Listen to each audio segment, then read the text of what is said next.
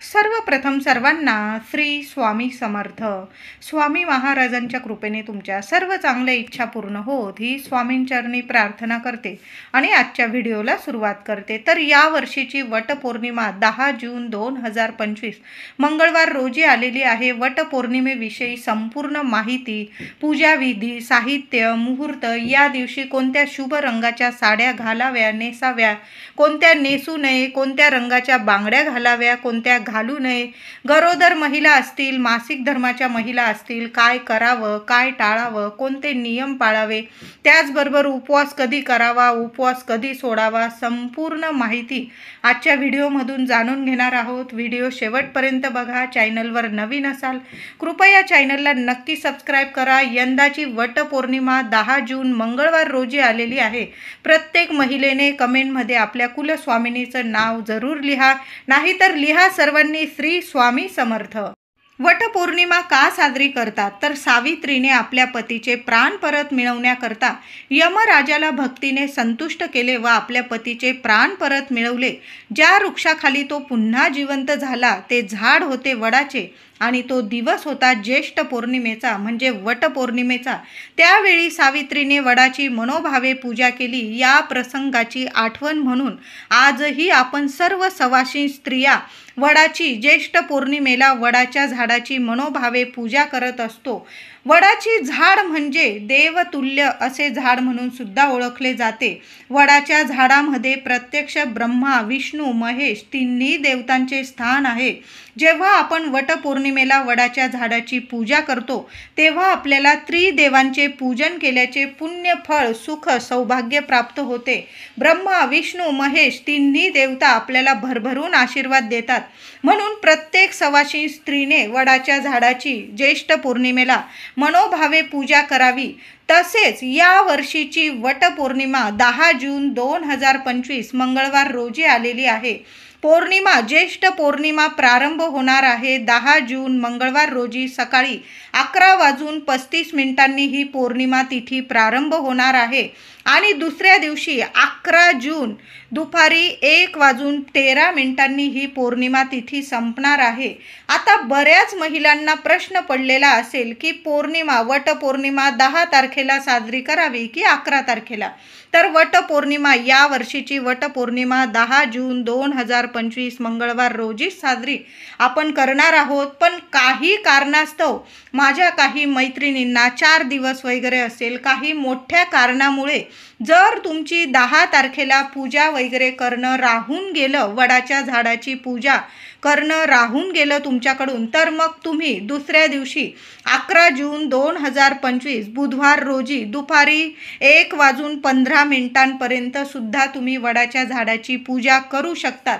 काही कारणास्तव तुमची पूजा राहून गेलं, काही महिलांना 4 दिवस वगैरे असतील आणि 5व्या दिवशी 11 तारखेला तुम्ही डोकं वगैरे धुवून पूजा केली तर मग तुम्ही करू शकता. काही कारण असेल तरच मग तुम्ही 11 तारखेला पूजा करायची आहे. नाहीतर आपण सर्व सवाशीण स्त्रियांनी 10 जून 2025 मंगळवार रोजीच वट सावित्रीची पूजा करायची आहे, म्हणजे वडाच्या झाडाची पूजा करायची आहे. आता ज्या महिला 11 तारखेला पूजा करणार असतील त्यांनी उपवास मात्र आपण सर्वांनी 10 तारखेलाच मंगळवार रोजीच करायचा आहे. बघा, 10 जूनला मंगळवार आलेला आहे, आपल्या कुलस्वामिनीचा दिवस आहे. सर्व महिलांनी या दिवशी लवकर उठायचं आहे आणि वडाच्या झाडाची पूजा करण्या अगोदर काही महिला काय करतात, सकाळी लवकर उठतात आणि घाई करून वडाच्या झाडाची पूजा करून येत असतात. तर असं करू नका महिलांनो. सर्व काही नीट व्यवस्थित करायचं आहे आपल्याला. तर या दिवशी जर असं लवकर उठायचं आहे आणि सर्व महिलांनी आंघोळीच्या पाण्यात थोडीशी चिमूटभर हळद टाकून आंघोळ करायची आहे. माता लक्ष्मी प्रिय हळद टाकून आंघोळ करायची आहे. लक्ष्मी नारायण प्रसन्न होतील, तिन्ही देवता प्रसन्न होतील म्हणून हळद टाकून नक्की आंघोळ करा. जे काही शारीरिक मानसिक त्रास असतील संपूर्णपणे नष्ट होतील महिलांनो. हळद टाकून नक्की आंघोळ करा. त्याचबरोबर या दिवशी महिलांनो अंघोळ केल्यानंतर लगेच आपल्या देवघरात देवांची छान अशी विधिवत पूजा करायची आहे.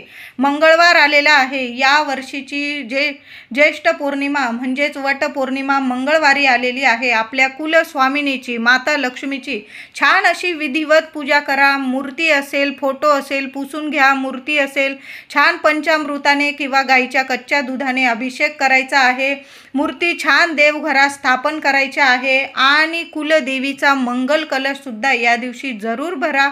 त्याचबरोबर देवी आईची ओटी भरायची आहे. आता तुम्ही खणा नारळाची नाही भरली वटपौर्णिमेला देवी आईची ओटी तरीही चालेल, पण गहू आणि आंबा आणि गहूने देवी आईची ओटी भरायची आहे. एक ओटी तुम्हाला तुळशीजवळ सुद्धा एखाद्या वाटीत तुम्ही ओटी ठेवा किंवा आपल्याकडं वडाचे पानं असतील तुमच्याकडं तर त्या एक वडाचं पान घ्यायचं. देवघरात सुद्धा एखाद्या ताटलीवर एखादं वडाचं पान ठेवा. मूठभर गहू घ्या. दोन्ही मुठीत ओंजळीत तुम्हाला गहू घ्यायचे आहे. देवी आई समोर ठेवा. त्यावर एक आंबा ठेवा. हळदी कुंकू फुलं वाहून देवी आईची ओटीची पूजा करा. तुमच्या मनात जी इच्छा असेल देवी लक्ष्मीला तुमच्या कुलस्वामिनीला सांगा. तुळशी मातेसमोर सुद्धा तुम्हाला ओटी ठेवायची आहे. हळद कुंकू फुलं वाहून तुळशी मातेची सुद्धा पूजा करायची आहे. साद्र संगीत आधी देवघरात देवांची तुळशी मातेची पूजा करा आणि मगच तुम्हाला वडाच्या झाडाखाली जाऊन पूजा करायची आहे. काही महिला घाईघाई करता आधी वडाच्या झाडाची पूजा करून येता आणि मग घरातल्या देवांची. असं करू नका. आधी आपल्या देवघरात देवांची पूजा करायची आहे. तुळशी मातेची पूजा करा. आपल्या कुलस्वामिनीची ओटी भरा. नुसती गव्हाने आणि आंब्याने भरली तरीही चालेल. ज्येष्ठ पौर्णिमेला वटपौर्णिमेला गव्हाच्या ओटीला खूप महत्त्व आहे. आपण इतर वेळी तांदळाची अख्ख्या तांदळाची ओटी भरत असतो. यावेळी ज्येष्ठ पौर्णिमेला जेव्हा आपण वडाच्या झाडाजवळ ओटी ठेवतो किंवा 5 बायकांना ओटी भरतो आंब्याने, तेव्हा गव्हाला खूप महत्त्व आहे. महिलांनो या दिवशी गव्हाचाच वापर करा. आपल्या कुलस्वामिनीची ओटी भरताना, तुळशी मातेजवळ ओटी ठेवताना किंवा वडाच्या झाडाखाली ओटी भरताना, 5 बायकांची ओटी भरताना तुम्ही मूठ असे गहू वापरायचे आहे. तांदूळ वापरू नका. गव्हाला खूप महत्त्व आहे. सोन्यासारखं सुख ऐश्वर्य तुमच्या ओटीत देवी आई साक्षात लक्ष्मी माता देईल, म्हणून गव्हाचाच वापर करायचा आहे. वटपौर्णिमेच्या दिवशी हिरव्या रंगाची साडी जर महिलांनो तुमच्याकडं असेल तर अवश्य नेसा, परिधान करा. सुख सौभाग्याचं प्रतीक आहे हिरवा रंग. हिरवा रंग देवी आईचा आवडता बहरलेला शुभ रंग आहे, म्हणून हिरवा रंग जास्त करून हिरवा रंग जर परिधान केला सुख सौभाग्यात वाढ होईल. त्याचबरोबर तुमच्याकडं लाल रंगाची साडी असेल, पिवळ्या रंगाची, हळदी कुंकवाचा शुभ रंग आहे. प्रत्यक्ष माता लक्ष्मी, श्रीहरी विष्णू, आपला गणपती बाप्पा यांचा प्रिय रंग आहे, म्हणून हे सुद्धा रंग तुम्ही परिधान करू शकता. त्याचबरोबर केशरी रंग आनंदाचा, उगवत्या सूर्यासारखा तेजस्वी रंग आहे. केशरी म्हणजेच ऑरेंज कलरची साडी असेल तुम्ही ती परिधान करू शकता. त्याचबरोबर गुलाबी किंवा जांभळ्या रंगाची साडी असेल तुमच्याकडं, प्रेमाचे प्रतीक आहे हे सुद्धा रंग. तुम्ही हिरवा रंग, लाल, पिवळा, ऑरेंज, गुलाबी, जांभळा हे रंग तुम्ही आनंदाने परिधान करू शकता. पण चुकून सुद्धा काळ्या रंगाची किंवा तुम्हाला जर वाटत असेल काळ्या रंगावर इतर बॉर्डर आहे, पण चुकून सुद्धा काळा रंग या दिवशी परिधान करू नका. मंगळवारी आलेली आहे वटपौर्णिमा. शुभच रंग आपल्याला परिधान करायचे आहे. हिरवा रंग परिधान करा, लाल रंग परिधान करा, पिवळा, ऑरेंज, गुलाबी, जांभळा या कलरच्या साड्या आपण परिधान करू शकतो. तुम्ही वांगी कलरचं साडी असेल तुमच्याकडं ती सुद्धा तुम्ही परिधान करू शकता. पण चुकून सुद्धा पांढरा कलर असेल, काळा असेल, ग्रे असेल, डार्क निळा असेल अशा कलरच्या साड्या आपल्याला टाळायच्या आहे या दिवशी. तरी चुकून सुद्धा या रंगाच्या साड्या अजिबात परिधान करू नका. त्याचबरोबर महिलांनो हिरव्या काचेच्या बांगड्या सौभाग्यवती स्त्रियांनी या दिवशी हातात नक्की घाला. आधीच्या असतील, तुम्ही 4 दिवसात वगैरे वापरलेल्या असतील, कुठं गेलेले असतील तुम्ही सुतकात वगैरे, तर मी म्हणेल ह्या बांगड्या अशा बांगड्या काढून टाका आणि वटपौर्णिमेच्या दिवशी छान जरा कमी भरल्या, तुम्ही 6 भरल्या तरीही चालेल, तुम्हाला जास्त बांगड्या घालायची सवय नसेल, किमान पौर्णिमेची पूजा करोस्तोवर तरी तुम्ही हातात बांगड्या घालूनच या दिवशी प्रत्येक सवाशीण स्त्रीने छान अशी साडी नेसून, हातात बांगड्या घालून, मंगळसूत्र, जोडवी, छान असा साज शृंगार करूनच वडाची पूजा करायची आहे. फाटके तुटके कपडे किंवा अगदी 4 दिवसात वापरलेले वगैरे कपडे असतील, असे कपडे घालून चुकून सुद्धा महिलांनो वडाची पूजा करू नका. वडाची पूजा करताना मी म्हणेल वडाच्या झाडाखाली जाऊनच पूजा करायची आहे. फांद्या वगैरे तोडून आणलेल्या आहे आणि तुम्ही त्याची पूजा करताय असं करू नका. तुम्हाला जर झाड लावायचं असेल वडाचं, तुम्ही नवीन झाड घेऊन या आणि त्या झाडाची पूजा केली आणि नंतर ते झाड तुम्ही एखाद्या गार्डनमध्ये तुमच्या घराजवळ लावलं तर अतिशय उत्तम. पण फांद्यांची पूजा करू नका. फांद्या तोडायची चूक अजिबात करू नका. या दिवशी आपल्याला झाडाचीच पूजा करायची आहे. बघा, बऱ्याच ठिकाणी झाडं असतात, आपण झाडाखाली जाऊनच पूजा करायची आहे. नका. एखादं झाड लावता आलं वडाचं तर अतिशय उत्तम.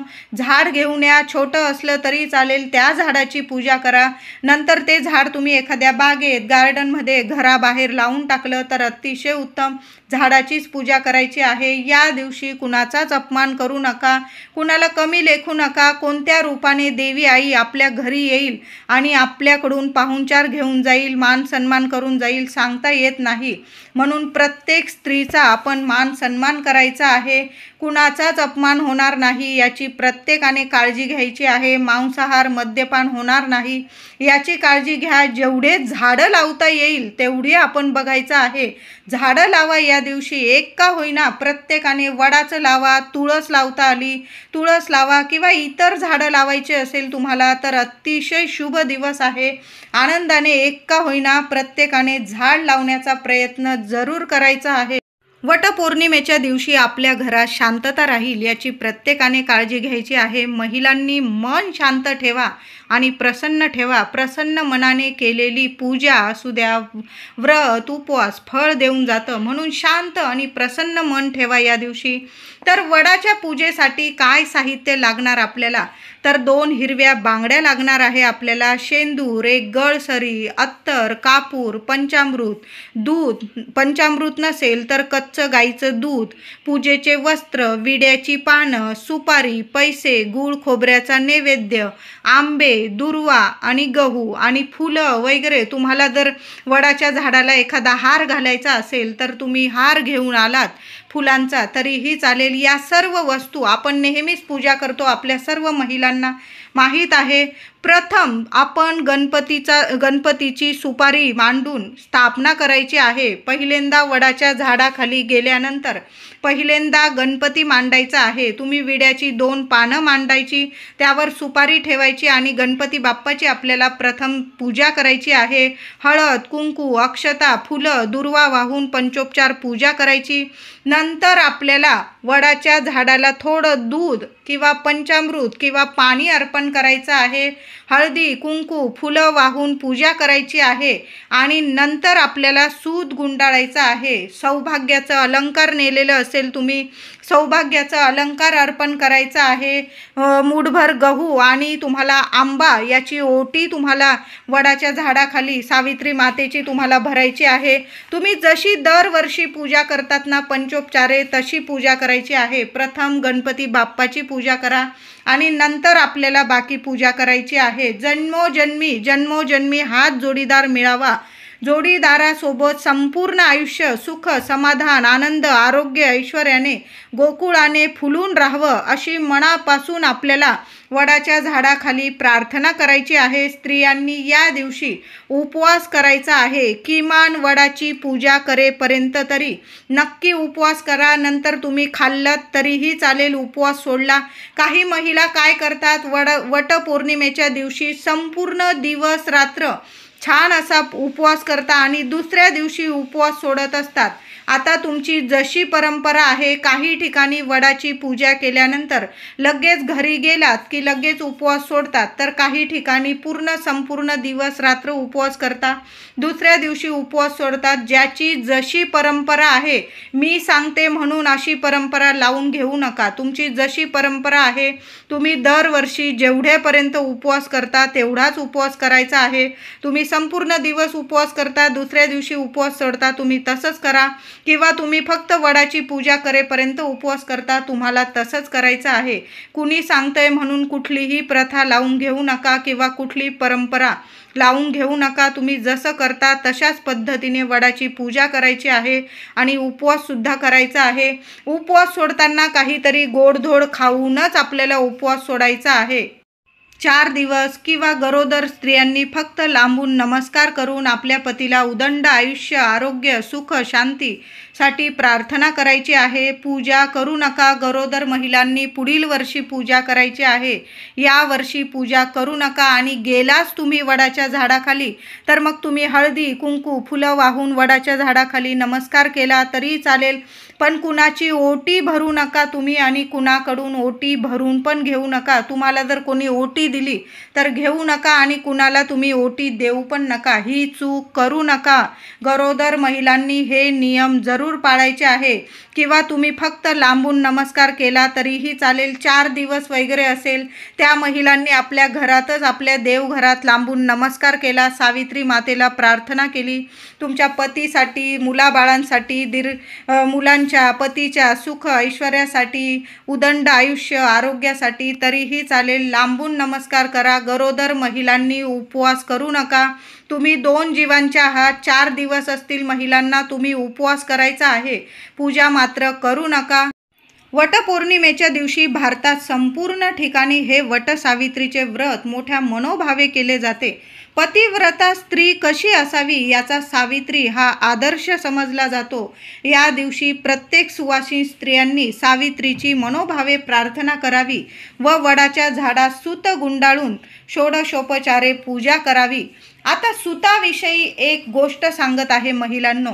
आपण सर्व स्त्रिया वडाच्या झाडाखाली वटपौर्णिमेला पूजनासाठी गेल्यावर एकीचा सूत गुंडी दुसरीला देऊ नका. ही चूक अजिबात करू नका. मी काही ठिकाणी बघितलंय, 7 फेरे मारून घेतात, सूत तोडून घेतात आणि दुसरीला देऊन देतात. अशी चूक अजिबात करू नका. वडाला 7 फेरे मारताना 7 वेळा धागा गुंडाळून उरलेला धागा, सूत गुंडी तिथेच खोचून द्या. ती तोडण्याची, कापायची चूक करू नका. वडाची पूजा करताना बरोबर स्वतःचा धागा घेऊनच झाडाखाली जा. आधी आपलं पूजेचं ताट तयार करायचं. सगळ्या वस्तू आहे का नाही काळजीपूर्वक बघा आणि त्यात खास करून सुताची गुंडी असायलाच हवी. बघा, तुम्हाला पूजा साहित्याच्या दुकानात सर्व गोष्टी मिळून जातील, सर्व वस्तू मिळून जातील. ती सूत गुंडी घ्यायची आणि मगच वडाची पूजा करायला जायची आहे. विसरू नका. अगदी सख्या बहिणी जरी असाल तुम्ही, तरी एकमेकींनी स्वतःची गुंडी देऊ नका एकमेकींना. तुम्ही जरी बहिणी असल्या, तुमचे एकमेकींचे कुळ मात्र वेगवेगळे आहे. प्रत्येकीने आपल्या पतीसाठी एक वेगळी सूतगुंडी घेऊन जायची आहे. इतरांकडं मागत बसू नका. 7 वेळा धागा बांधला झाडाला की तोडू नका. उरलेला तिथंच खोचून द्यायचा आहे. तरच तुमचं वटपौर्णिमेचं व्रत पूर्ण होणार आहे. आपली सूतगुंडी इतरांना देऊ नका, मागत बसू नका आणि तोडत बसू नका. या चुका करू नका. या चुका करतो आणि मग काही ना काही अडीअडचणी पतिदेवांना भोगाव्या लागतात. मग कामात त्यांना काही अडीअडचणी आल्या, काहीतरी दुर्घटना वगैरे घडली की आपण म्हणतो मी एवढं व्रत केलं, एवढी देवपूजा केली, मग असं का झालं. तर या छोट्या मोठ्या चुका होतात आणि त्याचं मात्र आपल्या संपूर्ण कुटुंबाला काही ना काही विघ्न आपल्याला भोगावं लागतं. म्हणून अशा चुका अजिबात करू नका. प्रत्येकीने प्रत्येकीची सूतगुंडी वेगळी घेऊन जायची आणि ती तिथंच खोचून द्यायची आहे. तोडू नका, घरी आणू नका. पुढील वर्षी कामात येईल असं बघू नका. 10 रुपयाला सूतगुंडी 5-10 रुपयाला मिळून जाईल. आपण आपले बरेच असे खर्च करतो. पतिदेवांसाठी आपण एवढा खर्च करू शकतो. वडाच्या झाडाची पूजा केल्यानंतर तिथं जर महिला असतील तर त्यांची छान अशी ओटी भरा. गहू आणि आंब्याने भरली तरीही चालेल. काही ठिकाणी फणस वगैरे बऱ्याचशा अशा वस्तू देऊन सुद्धा ओटी भरली जाते. 5-5 काळे मणी धाग्यात ओवून सुद्धा दिले जातात. तुम्हाला जर कोणी दिले तर ते टाकून देऊ नका. तुमच्या मंगळसूत्राला तुम्ही बांधून द्यायचे आहे. जोवर ते नीट आहे तोवर त्या मंगळसूत्रालाच राहू द्या. टाकून देण्याची चूक करू नका. काही ठिकाणी 5 बायकांना सुद्धा 5 ठिकाणी सुतात 5-5 काळे मणी देण्याची प्रथा आहे. तुम्ही जशा पद्धतीने ओटी भरता तशा पद्धतीने ओटी भरायची आहे. आता काही वेळा जर महिलाच मिळाल्या नाही तर मग तुम्ही देवघरात आपल्या कुलदेवीची ओटी भरा, माता लक्ष्मीची ओटी भरा, त्याचबरोबर आपल्या तुळशी मातेची ओटी भरा. साक्षात लक्ष्मी माता आहे.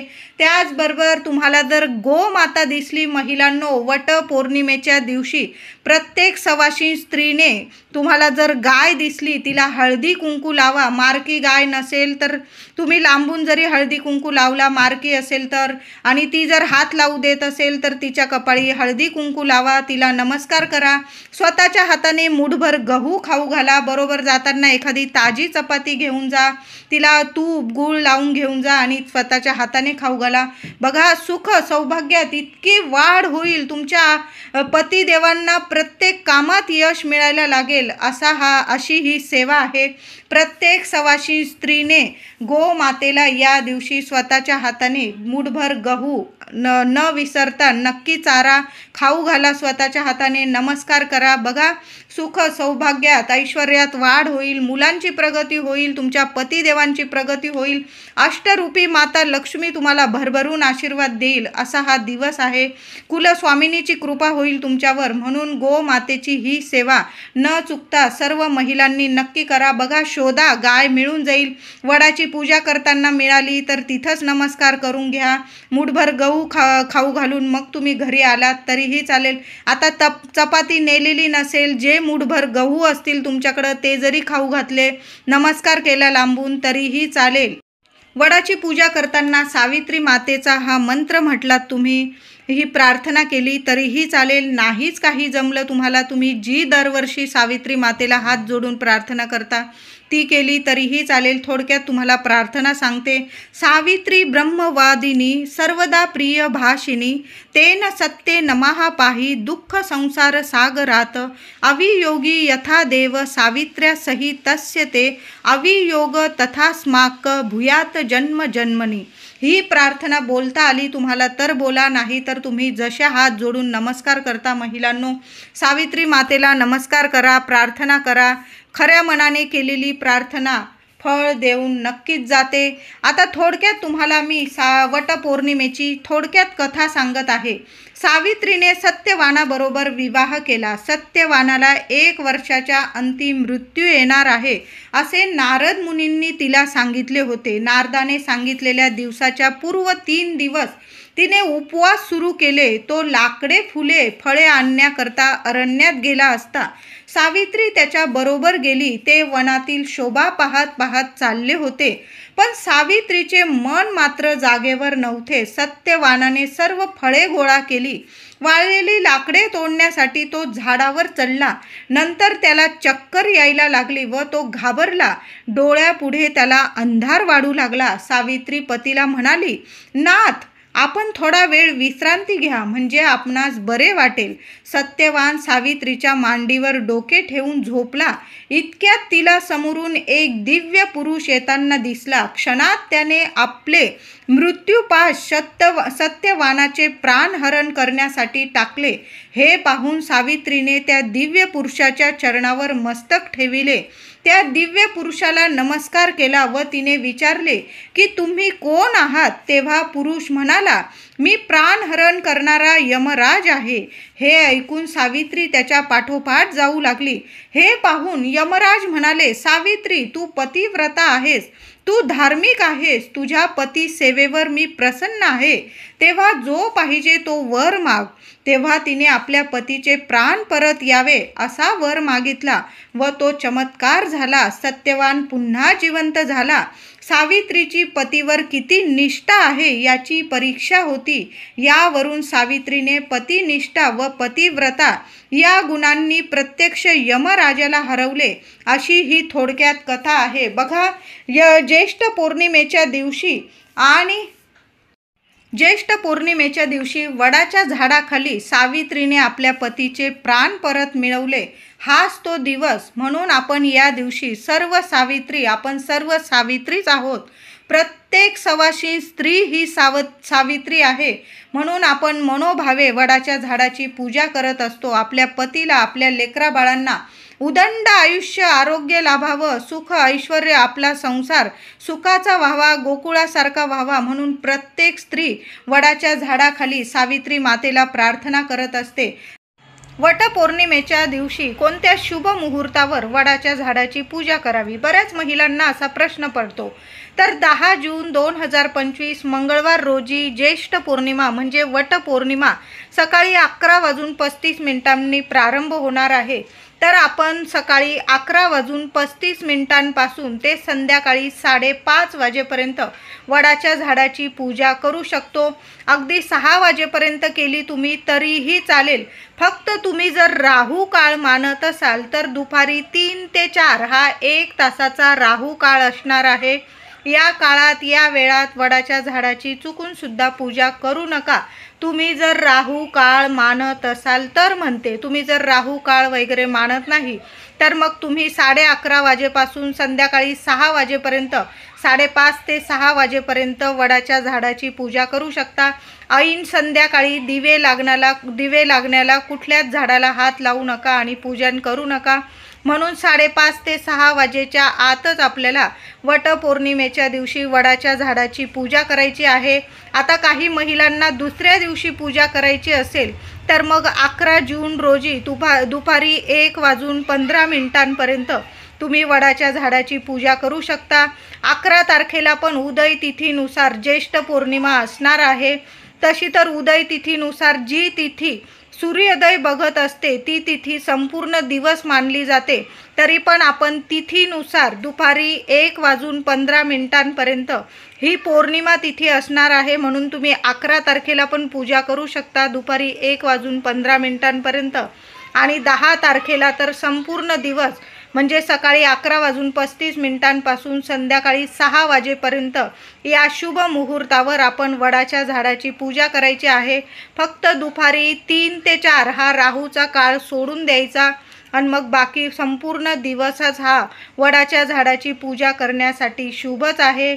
व्हिडिओ आवडला असेल तुम्हाला तर लाईक करा, शेअर करा, चॅनलला कृपया सबस्क्राईब करा. धन्यवाद.